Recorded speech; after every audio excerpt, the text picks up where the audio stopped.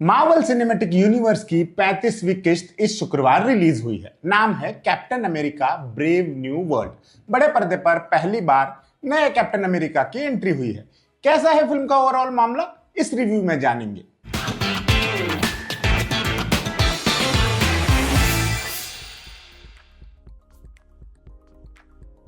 जैसा कि एमसीयू के सभी फैंस जानते हैं, कैप्टन अमेरिका अब स्टीव रॉजर्स नहीं है। अब शील्ड सैम विल्सन के पास है और सैम के सामने एक से ज्यादा चुनौतियां हैं। उसके कंधों पर स्टीव की विरासत का बोझ भी है, मन में सेल्फ डाउट भी है और दुनिया बचाने की जिम्मेदारी भी है। इस बार कहानी के केंद्र में है एडमेंटियम नाम का एक धातु, जो अचानक वजूद में आए सेलेस्टियल आइलैंड पर बहुतायत में पाया जाता है। इसी वजह से उसका कंट्रोल हासिल करने की जद्दोजहद में दुनिया के तमाम मुल्क लगे हुए हैं। अमेरिका के नए प्रेसिडेंट रॉस सैम को एक जिम्मेदारी सौंपते हैं।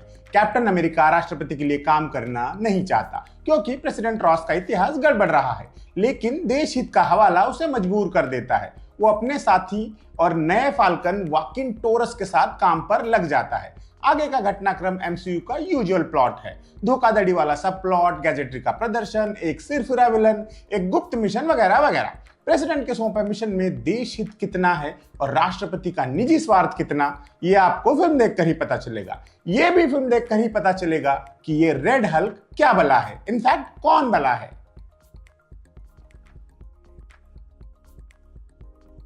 एमसीयू की फिल्मों से जो उम्मीद लेकर आप जाते हो, उनमें से अधिकांश चीजें आपको इस फिल्म में भी मिल जाएंगी। शानदार वीएफएक्स, सलीके से कोरियोग्राफ किए गए एक्शन सीन्स, जानलेवा मारामारी के बीच कॉमेडी, टेक्नोलॉजी का फुल जलवा वगैरह वगैरह। अगर आपने इसी के लिए पैसे खर्च किए हैं और 3D ग्लासेस लगाकर फिल्म देख रहे हैं, तब तो आपके पैसे वसूल हो जाएंगे। लेकिन अगर सेम चीज दर्जनों बार देखकर मन भर गया है, तो थोड़ी निराशा हाथ लग सकती है। एक्शन मार्वल के स्टैंडर्ड का है। इनफैक्ट मार्वल की फिल्मों का सारा जोर आजकल इसी बात पर रहता है कि सेम सिनेरियो को हर नई फिल्म में और ग्रैंड कैसे बनाया जाए। तो आसमानी फाइट्स के सीन, वर्ल्ड फेमस इमारतों में तोड़फोड़ और हेलीकॉप्टर्स का क्रैश होना जैसे सीन उम्दा क्वालिटी के बने हैं, इसमें कोई शक नहीं है। फिल्म में सैम विल्सन और बकी बार्न्स की मुलाकात का एक सीन है, वो बहुत बढ़िया बन पड़ा है।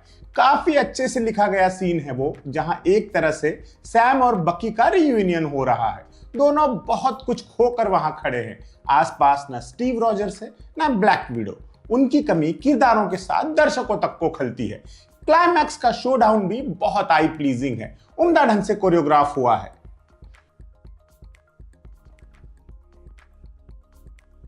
Captain America brave new world की दिक्कत यह है कि दर्शक किसी भी पॉइंट पर इससे इमोशनली नहीं जुड़ पाता। ना तो कैप्टन के जोड़ीदार का घायल होना आपको परेशान करता है, न ही प्रेसिडेंट की निजी दुश्वारियां आप पर असर डालती है। विलन की सैड स्टोरी भी आपके दिल में कोई हलचल नहीं मचाती, और दुनिया की तबाही का अंदेशा तो आपको पता है बेबुनियाद है ही। अपना सुपर हीरो बचा ही लेगा। आप बस अच्छे वीएफएक्स, धांसू एक्शन और ऊपर से छिड़का हुआ ह्यूमर देखने गए हैं, बस मामला खत्म। इसके अलावा जो हो रहा है होने दो टाइप फीलिंग तमाम वक्त बनी रहती है।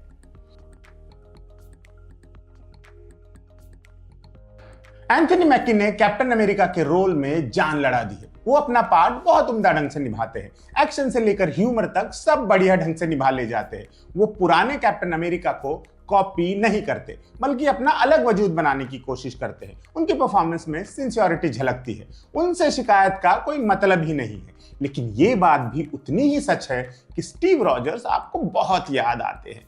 क्रिस इवांस का ऑरा ही अलग था, उन्हें भुलाने में टाइम लगेगा। उनके जोड़ीदार के रूप में डैनी रामिरेज भी ठीक ठाक लगे हैं। कैप्टन के दोस्त कम गुरु आइजिया के रोल में कार्ल लम्बली ने भी अच्छा काम किया है। हैरिसन फोर्ड दिखा देते हैं कि वो क्यों हैरिसन फोर्ड हैं। उन्होंने राष्ट्रपति रॉस के किरदार के सारे शेड्स एफर्टलेसली पोर्ट्रे किए हैं। रॉस एक ऐसा पॉलिटिशियन है जिसकी निजी महत्वाकांक्षा और पद की जिम्मेदारी के बीच संघर्ष चल रहा है। यह कश्मकश हैरिसन फोर्ड बढ़िया ढंग से इमोट कर पाए हैं। जूलियस ओना के डायरेक्शन में कोई नई या साहसिक बात नहीं है। उनकी जगह कोई भी होता, ये पिक्चर ऐसी ही होती। फिल्म एवेंजर्स की नई टीम बनाने का हिंट ड्रॉप करती है, जो कि एमसीयू के छठे फेज का स्टार अट्रैक्शन है। तो कुल मिलाकर बात यह है कि अगर बड़े पर्दे पर 3D या आईमैक्स में मार्वल की फिल्में देखना आपका शौक रहा है, तो इसे भी जरूर देखिए, वरना ओटीटी पर तो आएगी ही। जाते जाते एक छोटी सी टिप जरूर ले जाइए कि मार्वल के सिग्नेचर एंड क्रेडिट सीन के लिए 10 मिनट तक सीट से बंधे रहने की कोई खास जरूरत है नहीं। कुछ भी एक्साइटिंग नहीं मिलने वाला है उसमें। Thank me later.